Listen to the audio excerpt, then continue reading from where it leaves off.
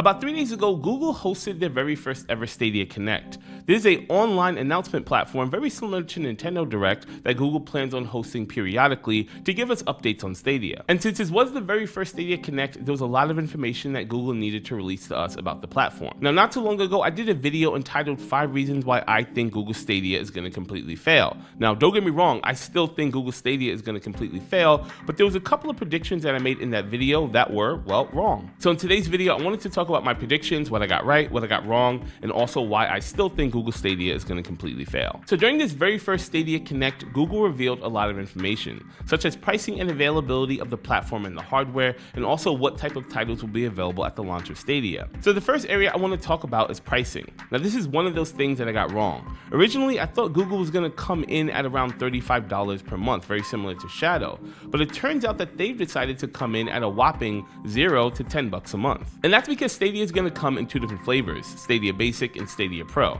Stadia Basic is going to give you features such as being able to stream your games at 1080p up to 60 frames per second, and then also giving you the ability to just buy games outright and play it on the Stadia platform. Now Stadia Pro is going to give you more perks, so it's going to give you the ability to stream your games up to 4K 60 frames per second, and they're also going to be throwing you titles every single month for free, very similar to PlayStation Plus or Xbox Live. They also will be offering you discounts on purchasing full price titles on the Stadia platform. Now in my prediction, Stadia Pro is going to be the one to get, because Stadia Basic is free, and nobody really gives anything away for free, especially Google. They're either going to monetize the platform by selling off your data, or they're going to monetize the platform by riddling you with ads. And either way, that's going to equal a bad gaming experience. I also feel like with Stadia Basic, they're going to come up with some sort of limits. So whether that be bandwidth limits or time limits, but I definitely think there's going to be a limit to how much you can use the platform in Basic. Next, let's talk about the pricing for the Stadia hardware. Now this is another area that I got wrong. Originally, I thought it was going to be about $100 for the controller and about $150 for whatever little box they plan on selling you to operate Stadia, but in fact, they actually came in at a very competitive $70 for the controller, and also all you need as far as a Stadia box is basically a Chromecast Ultra. Now while we're on the subject of hardware, Google did announce a Stadia Founders Edition bundle during Stadia Connect. This is a bundle of the Stadia controller and a Chromecast Ultra in a package that costs around $129. The added perks of purchasing the Founders Edition bundle will give you access to Stadia in November, which is technically the release date, but everyone else will have access to Stadia all the way out in the year 2020. Google is also including 3 months of free Stadia Pro service with the Founders Edition bundle, as well as the ability to be first on the platform to pick your Stadia name, which I assume is very similar to a game tag. As a side note, you're not required to purchase a Stadia controller to operate on the Stadia platform. Apparently, Stadia is supposed to operate on pretty much any input device, such as a keyboard and mouse, a PS4 controller, an Xbox One controller, or any other controller you have hooked up to your computer. However, the Stadia controller is supposed to offer you the best experience with the lowest amount of latency possible. So at launch, how will you be able to play Stadia? What platforms is it going to work on? Well, like I mentioned earlier, it will work on a Chromecast Ultra hooked up to your television set. No word if it's also going to work on the non-Ultra Chromecast or on devices such as the Nvidia Shield. You'll also be able to play it on your computer's browser, as well as your Pixel tablet and the Pixel 3 and Pixel 3a, with support for other devices coming later on in the future. So now let's talk about the games. What's going to be available to Google Stadia at launch, and what's sort of going to be the pricing model? Now this is one of those areas that I was correct.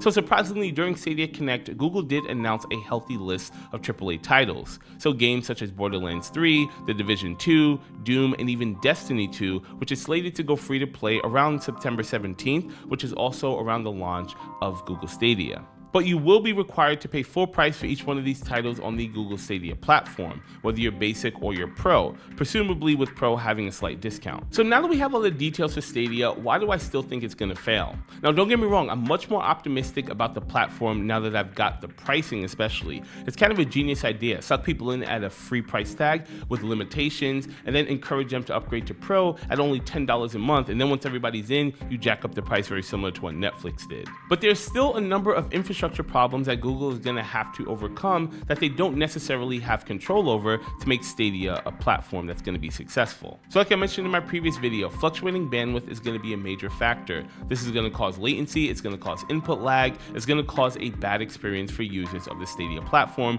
and it's going to make them really want to go back to hardware. And unfortunately, that's just not something Google can control. No matter how much technology you throw at it on the server end, if my connection at home is bad or just does not work, I won't have any company Stadia. And then there's the users with bandwidth limitations. Now I know this isn't very popular in America, but there are some users even here in America that have bandwidth limitations. And using a platform like Stadia, which in 1080p uses 20 megabits per second and at 4K uses 35 megabits per second, this can shoot through bandwidth limitations or data caps very easily. And then there will be the hurdle of convincing users to make $60 game purchases on an unproven platform that may not have a future. Google is notoriously known for nixing projects that are non-profitable. There's an entire website called Killed by Google that pretty much has all of the projects that Google has recently killed over the last couple of years. And guess what's on that list?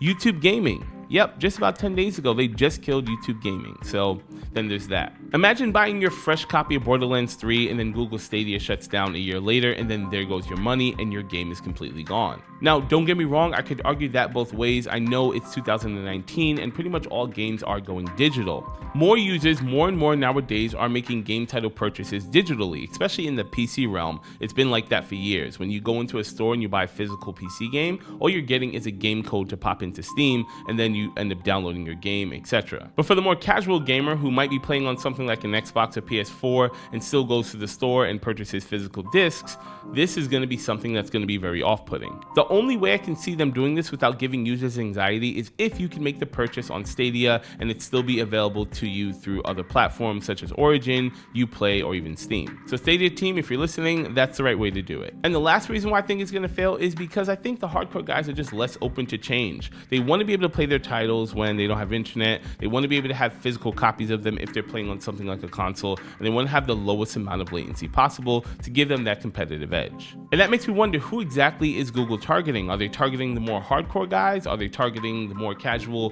console gamer guys? Or are they targeting the Candy Crush Plant vs. Zombies mobile phone player that just might want a different platform to play on? I don't exactly have an answer for that. I'm just left here scratching my head. Actually, the one user base that I could really see getting a lot of use out of Stadia is actually the streamer, especially with all those share my game features and also just the pure ability that you're not using the power of your local machine. You just run in a browser and share that up to OBS. That's actually a really good use case scenario. But I guess only time will tell. So I just want to say, I don't actually want Stadia to fail. I want them to succeed. I want them to just get it right and address all of the problems that I'm mentioning in my videos. I know cloud gaming is the future. I mean, for Christ's sake, I work in cloud infrastructure. But I guess you could also say I'm a bit of a hater on Google. I just don't trust them to revolutionize this platform. They're really big on nixing projects. I'd rather somebody like Microsoft or PlayStation, who lives and breathes gaming, to actually be the one to bring this to the market. And I also don't want Google to be the one to rush these companies to actually come out with their cloud gaming platforms when the infrastructure just is not ready yet. Maybe when we have something like nationwide 5G, that'll probably be a more appropriate time for something like cloud gaming to be a thing. But as always, I want to know what you guys think about Stadia, especially after Stadia Connect, down in the comment section below.